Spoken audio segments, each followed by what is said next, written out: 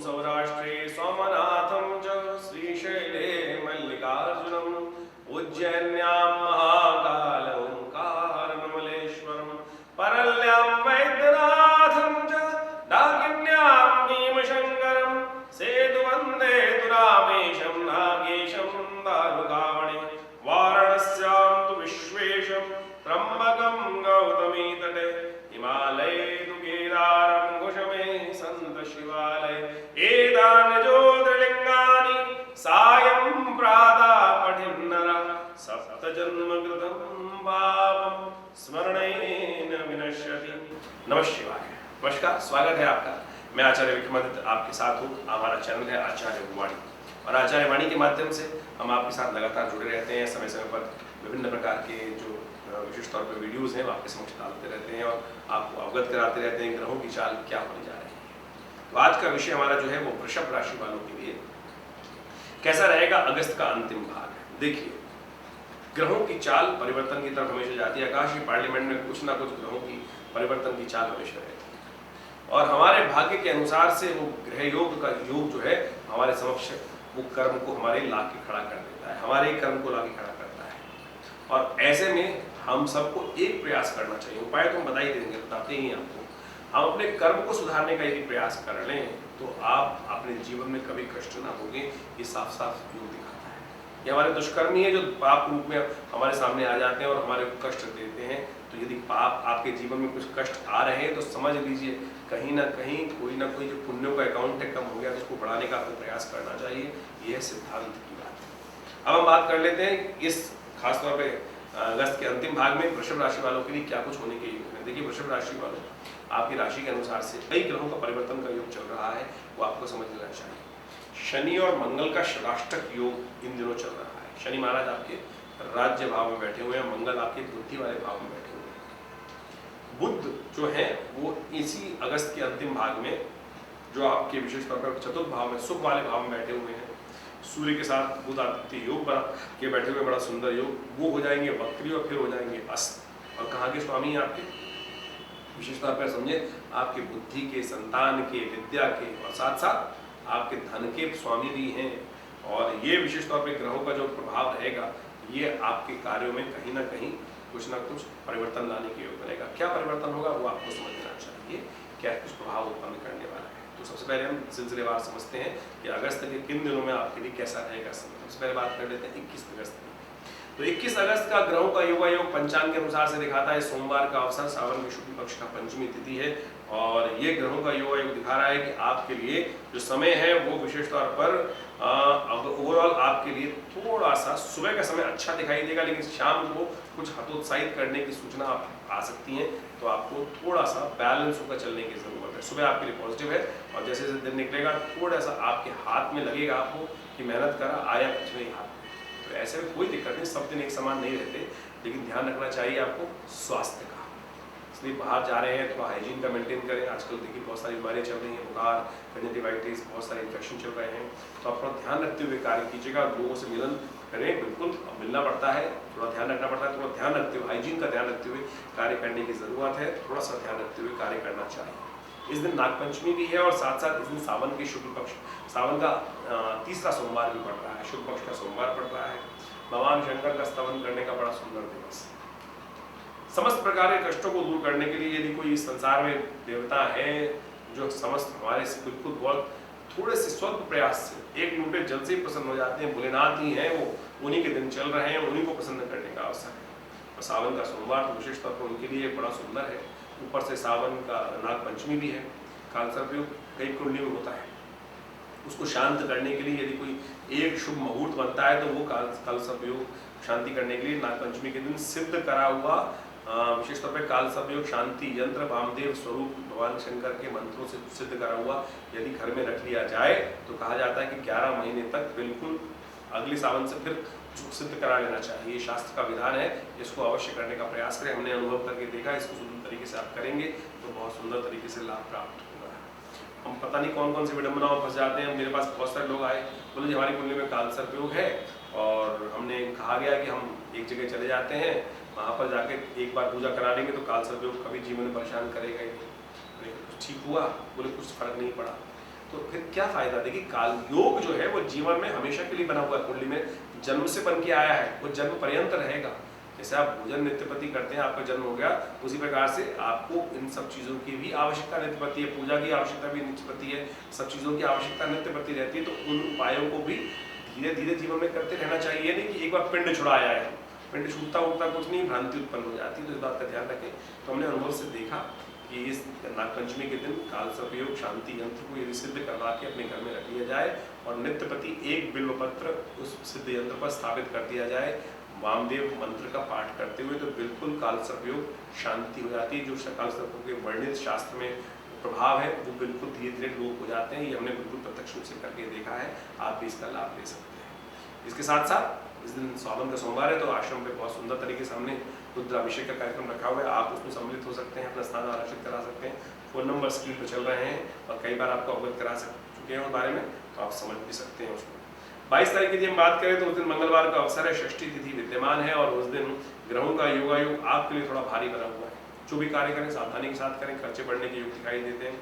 धन आने और जाने दोनों के योग बने हुए हैं, धन आए जाए कम, लेकिन इसके लिए प्रयास करना पड़ेगा, बांध बनाना पड़ेगा। जन्मा षष्टम भाव में चल रहे हैं, रोग दे सकते हैं, जन्मा चिंताएं दे सकते हैं, ये भी ग्रह बन रहे हैं। तो ध्यान रखते हुए कार्य करने की जरूरत है आपको। तो उसके निमित्त कुछ उपाय कर लेने चाहिए। भगवान कल्कि की जयंती है और इस कलयुग में कल्कि भगवान का अवतरण होना है बहुत लंबे समय बाद। तो ऐसे में उनका पूजन नित्यपति कर सकते हैं आप। भगवान तो है, कलिकाल में जन्म हुआ, लेकिन कल्प भेद के अनुसार से ये बताया गया तो रीति है, अनेक बार जन्म होता है, फिर अनेक बार वो फिर दोबारा कल्प भेद आता है। तो भगवान तो अनादिकाल से प्रतिष्ठित हैं।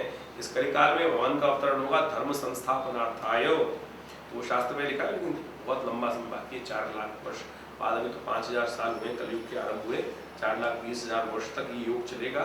तब जाकर भगवान का अवतरण होगा, जब लोग बिल्कुल धर्म भूल जाएंगे, अहित करने लगे, तब जाके भगवान के अवतरण की बात की गई है। बहुत सारे लोगों ने भ्रांति फैला दी यहाँ भी कि भगवान का अवसर हो चुका, कलयुग समाप्त होने वाला है। ऐसे बहुत सारे लोग आते रहेंगे समय समय पर, लेकिन कल की भगवान सत्य हैं, उनका पूजन करना विधान का भविष्य पुराण में उनके बारे में बताया गया कि ये अवतरण होगा, इस तिथि में होगा। इसलिए इस तिथि में भगवान विष्णु की पूजा करें, उनका चरणामृत ग्रहण करें। आपके स्वास्थ्य के दृष्टिकोण से थोड़ा सा समय भारी है और सबसे श्रेष्ठ उपाय यही है कि भगवान का पंचामृत से उनका स्नान कराएं, फिर चरणामृत ग्रहण करें। चरणामृत कहते हुए मंत्र पढ़ा जाता है, अकाल मृत्यु हरणम सर्वव्याधि विनाशनम विष्णु पादुत्कम पित्वा पुनर्जन्म न विद्यते। तो इससे श्रेष्ठ उपाय क्या हो सकता है? अब मैं दवाई थोड़ी बताऊंगा आपको कि पैरासीटामोल खा लो, ये खा लो। हम कहेंगे चरणामृत ले लो, विश्वास करना, इसमें लिखा है अकाल मृत्यु हरणम सर्व व्याधि विनाशनम विष्णु पादोत्कम पित्वा पुनर्जन्म न विद्यते। इस पंचामृत में, चरणामृत में भगवान के विशेष तौर पे क्या है, तुलसी, कपूर, कचरी और साथ साथ चंदन, गंगाजल और भगवान का विश्वास, भगवान का पूजन, भगवान का आशीर्वाद सब कुछ विद्यमान होता है। ये बहुत सुंदर तरीके से आपके कर्मों को सुधारेगा और कष्टों को दूर करेगा। ये उपाय करिए, कल्याण होगा। 23 तारीख की हम बात करें तो उस दिन बुधवार का अवसर है, सप्तमी तिथि है और शीतला सप्तमी है। और ये बात समझें कि आपके ग्रह योग थोड़े से भारी चल रहे हैं इन दिनों। स्वास्थ्य के मामले में ध्यान रखिएगा, अननेसेसरी इधर उधर ज़्यादा ना भागें, शांति से घर में बैठने का प्रयास करें। बेकार की झगड़ों के कारण से मन में संताप होने के योग दिखाई देते हैं, अननेसेसरी जुर्माने होने के योग दिखाई देते हैं, सावधान होकर काम करें। सप्तमी है, शीतला सप्तमी है, किसी देवस्थान में जाकर कुछ झाड़ू इत्यादि दान करें, ये बहुत सुंदर उपाय है, इसको करिए, कल्याण होगा। वहीं 29 तारीख की यदि बात करें, 24 अगस्त की बात करें तो उस दिन बृहस्पतिवार का अवसर है, अष्टमी तिथि विद्यमान है और ग्रहों का योगायोग आपके परिवर्तन की तरफ जा रहा है। और ये परिवर्तन आपको बहुत सारी चीज़ों को पहले पूर्वाभास करा सकता है।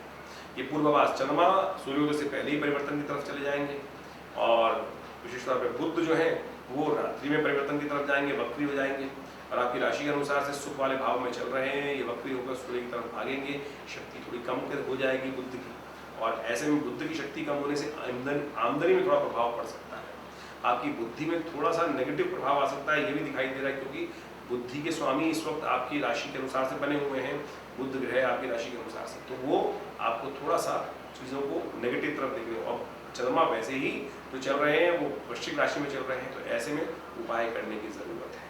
तो उपाय क्या किया जाए? भगवती दुर्गा की आराधना। दुर्गा जी का मंत्र है, या देवी सर्वभूतेषु बुद्धि रूपेण संस्थिता नमस्तस्यै नमस्तस्यै नमस्तस्यै नमो नमः। इस मंत्र का यथाउचित भाव से जप करें भगवती दुर्गा के निमित्त। ये दुर्गाष्टमी है, दुर्गाष्टमी में दूर्वाष्टमी भी पड़ रही है, भगवती पे कांडात ये कांड जो दुर्वा अंकुर है वो अर्पित करें, कल्याण होगा। बहुत सारे लोग कहेंगे कि दुर्गा जी पर दुर्वा नहीं चढ़ती, बिल्कुल नहीं चढ़ती, लेकिन इस दिन दुर्वा अष्टमी के दिन दुर्वा चढ़ाई जा सकती है, मनोकामना सिद्धि होती है उससे, ये शास्त्र में पढ़ लें जिनको भ्रांति हो तो।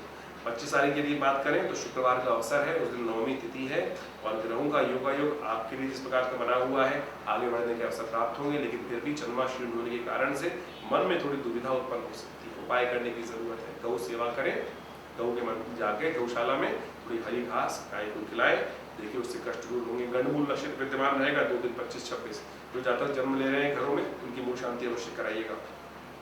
26 तारीख की ग्रह गणना बात करें तो उस दिन शनिवार का अवसर है, दशमी तिथि है और ग्रहों का परिवर्तन हो रहा है। ये परिवर्तन आपके लिए थोड़ा सा कष्ट देने के योग बना सकता है, थोड़ा सा आप बंधन में अपने आप को महसूस कर सकते हैं। खुली चीज़ है, आपको आदत है, आपकी राशि वृषभ राशि है तो आप व्यक्ति होता है अपने द्वंद्वात्मक अपने हिसाब से काम करने वाला। सांड देखा है आपने, वृषभ का मतलब सांड होता है। सांड किसी की आप बांध नहीं सकते सांड को। अब मैं आपको सांड नहीं कह रहा हूँ, लेकिन जो वृषभ जो है बेसिकली बड़ा अजीब किस्म का एक जीव हमारे यहाँ बताया गया है। नंदी जिसको बोला जाता है, नंदी को बांधना किसके बस की? भगवान शंकर ही उस पर सवारी कर सकते हैं, सत्य ही उस पर सवारी कर सकता है और बंधन स्वीकार हो नहीं रहा है आपको। आपका ग्रह जो है वो आपको बंधन में ले जा रहा है आज के खास योग में, तो ऐसे में उसका उपाय करना जरूरी है। उपाय करने का प्रयास कीजिए। उपाय क्या किया जाए ऐसे में? आपके लिए सबसे श्रेष्ठ उपाय हमारे साथ दिखाई देता है कि थोड़ा गंगा जल लेकर उसमें तिल डालकर उसके द्वारा भगवान शंकर का अभिषेक करें, भगवान विष्णु का अभिषेक करें और उसके द्वारा अभिषेक करने से कष्ट दूर होने के योग बनेंगे। अब बात कर लेते हैं 27 तारीख की। 27 तारीख के ग्रहों का योग दिखाता है कि रविवार का अवसर है, एकादशी तिथि विद्यमान है। पुत्रदा एकादशी, सावन की एकादशी बोला जाता है और इस दिन भद्रा में विद्यमान रहेगी सुबह 10:55 से लेकर 9 करीब रात्रि में 33 मिनट तक। इस सुंदर तिथि में ग्रहों का योग आपके लिए दिखा रहा है कि आगे बढ़ने के योग बनेंगे, लेकिन साथ साथ कुछ खर्चे के योग बन सकते हैं। आमदनी के योग तो हैं, लेकिन साथ साथ धन जाने के योग भी बन रहे हैं, तो थोड़े प्रयास ज़्यादा करने पड़ेंगे कि धन के जाने पर थोड़ा अलर्ट ज़्यादा रहना पड़ेगा। सबसे बड़ी बात यह है, तो आप अलर्ट रहते हुए काम करेंगे तो बहुत सुंदर योग बना सकते हैं। ऐसे में भगवान शंकर सुबह सुबह सूर्य को जल दीजिए, पुत्रदा एकादशी है, थोड़ा तांबे में लोटा लेकर भगवान को अर्घ दीजिए और हो सके तो व्रत रखें एकादशी का, चावल का दान करें। ये सारे उपाय हैं, श्रेष्ठ रहेंगे। 28 तारीख की हम बात करें तो उस दिन सोमवार का अवसर, सावन का अंतिम सोमवार है। ये बहुत सुंदर तिथि है, सावन का अंतिम सोमवार, और ग्रहों का परिवर्तन आपके लिए बहुत सुंदर होने जा रहा है। ये दिखा रहा है कि धर्म में आपकी आस्था जागेगी और धर्म में आस्था जागने से कल्याण का योग बनेगा। आप हो सके तो धर्म परायण जितना रहेंगे उतना कल्याण का योग बनेगा। ये प्रदोष का योग है, सोम प्रदोष है, बड़ी मुश्किल से योग बनता है। वैसे तो सोम प्रदोष कई बार बन जाते हैं साल में, लेकिन सावन के महीने में सोमवार के अवसर, सावन भी आता है हर साल, सोमवार भी सावन में आ जाते हैं, 4 आएंगे, लेकिन सोम प्रदोष सावन में कभी कभी पड़ता है, तो उसका सुंदर लाभ आपको लेने का प्रयास करना चाहिए। सोम प्रदोष समस्त मनोकामनाओं को पूर्ण करने का योग देता है। ग्रहों का योग भी दिखा रहा है। यदि आपकी राशि के अनुसार से बात करूं वृषभ राशि वालों, कि धर्म से आपको लाभ प्राप्त होगा। धर्म में आपका चंद्रमा चला गया है विशेष तौर पर सुबह 10:42 पर, तो जो आप काम करेंगे उससे धीरे धीरे और उससे धर्मयुक्त रहेंगे, धर्म का की तरफ आस्था जागेगी और वो आपके लिए अच्छा रहेगा। सत्य के द्वारा ही कल्याण होने के योग बनेंगे। सुंदर तरीके से योग बन रहा है, इसका लाभ आपको लेने का प्रयास करना चाहिए।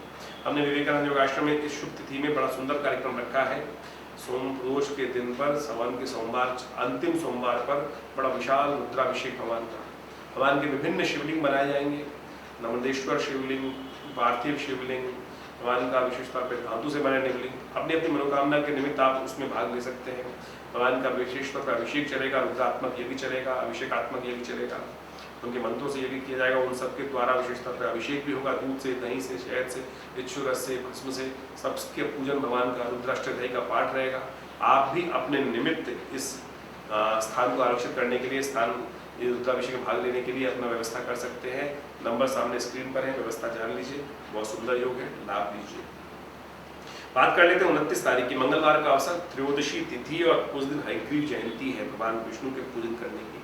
इस दिन हर्षल ग्रह विशेष तौर पे धर्म जो चल रहे हैं आपके धर्म भाव में, वो वक्री हो जाएंगे। ये आपको धर्म से विमुख कर सकते हैं, ध्यान रखिएगा।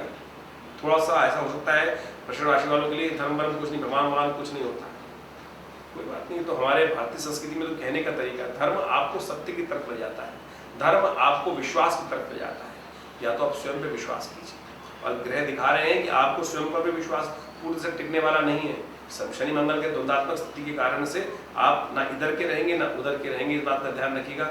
ये हर्षल का खेल है जो आपको धर्म विमुख कर रहा है, इससे बचते हुए कार्य कीजिएगा। अभी कुछ महीने लगातार ये हर्षल वक्त भी चलने वाला है, इसलिए धर्म युक्त कार्य करने का आपको प्रयास करना चाहिए। धर्म के विमुख ना हो, धर्म का विमुख अधर्मी कहलाता है, इस बात का आपको ध्यान रखना चाहिए। इस बात का ध्यान रखते हुए कार्य करें। सबसे श्रेष्ठ उपाय इस कलिकाल में अजर अमर कौन है? हनुमान जी।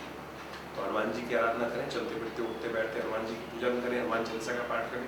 साधारण उपाय है, लाभ होगा, कल्याण के योग करेंगे। 30 तारीख की यदि हम बात करें तो उस दिन बुधवार का अवसर है और चतुर्दशी तिथि कुछ देर के लिए विद्यमान रहेगी, उसके बाद पूर्णिमा का आगमन हो जाएगा। राखी इसी दिन मनाना श्रेयकर है। बहुत सारे लोगों ने भ्रांति उत्पन्न करती है कि राखी इस तारीख को या उस तारीख को, फिर राखी में भद्रा रात्रि को 8-9 बजे के बाद राखी बनाए। देखिए, त्योहार का सत्यानाश करने के लिए हमारे बहुत सारे तथाकथित लोग विद्यमान हो गए हैं। यदि शास्त्र का प्रमाण उठा के देखें तो श्रावणी के लिए भद्रा देखी जाती है, श्रावणी के लिए भद्रा देखी जाती है, ना कि राखी के लिए। राखी एक परंपरागत त्योहार है, रक्षा सूत्र है। जब आवश्यकता पड़ी, कष्ट आया, किसी को बंधन में बांधना, अरे भाई उस वक्त देखोगे कि ये भद्रा बंध रही है, क्या बंध रहा है, क्या कुछ हो रहा है। आपके सिर में दर्द है तो वो सबसे पहले उसी वक्त दवाई खाओगे ना पहले, या उस वक्त भी कुछ और देखोगे। तो ये भ्रांति ना बने, परंपरा के द्वारा हिमायू ने जिस प्रकार को राखी प्राप्त हुई, वहाँ पर जो कथा मिलती है, उसके बाद भगवान सबसे पहले तो हम सोचे कि इंद्राणी ने इंद्र को बांधी ये राखी, और साथ साथ भगवती महालक्ष्मी ने राजा बलि को जाके बांधी राखी। जब भगवान बंधन में थे, कोई रास्ता नहीं दिखाई दे रहा था, तो भगवती महालक्ष्मी स्वयं पहुंचती है राजा बलि के पास और उनको रक्षा सूत्र बांधती हैं। और जब वो कहते हैं कि हे आप बताइए मैं आपकी क्या सेवा करूं, तो कहते हैं भगवान को छोड़ो। तो देखिए, ये सब चीजें शास्त्र के अनुसार से प्रमाणित हैं, तो आप इस बात को माने, ये त्योहार हैं। हाँ, श्रावणी जो कर्म है, उपाकर्म जो श्रावणी कर्म है, जिसमें आप जनेऊ धारण करते हैं, जनेऊ को जो विशेष तौर पर हम धारण करते हैं, और उसके बाद इस जनेऊ को धारण करने के लिए हम जो व्यवस्था का उपाकर्म करते हैं, संस्कारित करते हैं, इसमें अभिमंत्रित करते हैं इन सब तंतुओं को, विशेष तौर पे उनके लिए व्यवस्था बनाई गई कि वो श्रावणी का ध्यान रखते हैं, विशेष तौर पर भद्रा में। तो इस बात ध्यान रखें, 10:59 पर ये भद्रा आरंभ होगी, रात्रि तक रहेगी। तो श्रावणी कर्म उससे पहले कर लें, श्रेष्ठ रहेगा। उस दिन सत्यव्रत भी है, तो सत्यव्रत के लिए विशेष तौर पर अच्छा ये रहेगा कि सत्यव्रत इस कलिकाल में बड़ा सुंदर है, यही सबसे श्रेष्ठ उपाय है।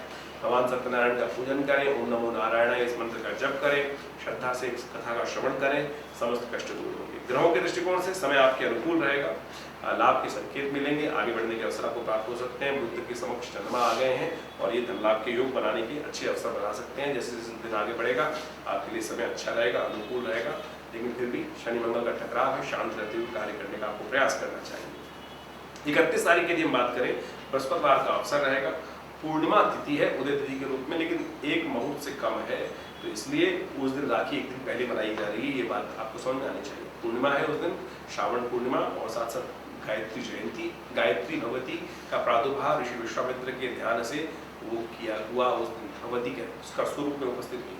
महालक्ष्मी, महाकाली, विशेष तौर पर पार्वती जी, तीनों स्वरूप में सब रूप से महालक्ष्मी रूप में सम्मिलित होकर भगवती गायत्री का प्रादुर्भाव हुआ, शास्त्र के अनुसार से कथा आती है। और साथ साथ संस्कृत दिवस भी है, और साथ साथ बुध ग्रह भी अस्त हो रहे हैं। ग्रहों का योग देखें तो बुध के अस्त होने से आपके लिए थोड़ी समस्याएं उत्पन्न होने के योग बन सकते हैं। आपकी चीज़ों को ऑर्गेनाइज करने की कैपेसिटी कम हो सकती है, चीज़ों को व्यवस्था करने में दिक्कत हो सकती है। तो कुछ दिन बुध अस्त चलेंगे, उपाय क्या किया जाए ये भी आपको नोट कर लेना चाहिए। आपके अनुसार सबसे श्रेष्ठ उपाय है गौशाला में घास, हरी घास लेकर वो गौशाला गौ में कभी कभी खिला दिया करें, कुछ दिन लगातार खिलाने का प्रयास करें।